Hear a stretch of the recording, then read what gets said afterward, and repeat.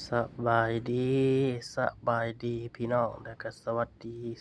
ครับสวัสดีพี่น้องฝั่งไทยพี่น้องฝั่งลาวต่างประเทศมาพบมาพ้อมื้อนี้พี่น้องมาพบมาเจอกันมื้อนี้เมนูตำหมักทั่วปิ้งปลานิ่นทอดหนังไก่แซ่บๆน้ำกันพี่น้องมาเด้อมากินน้ำกันแซ่บๆ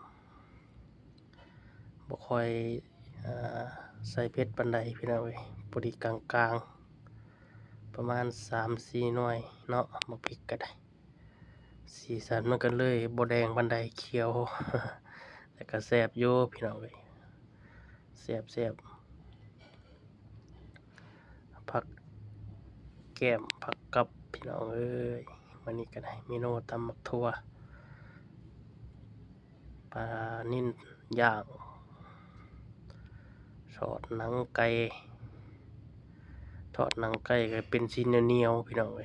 บ่ค่อยกรอบปานใดซื้อเนาะถุงละ20 บาท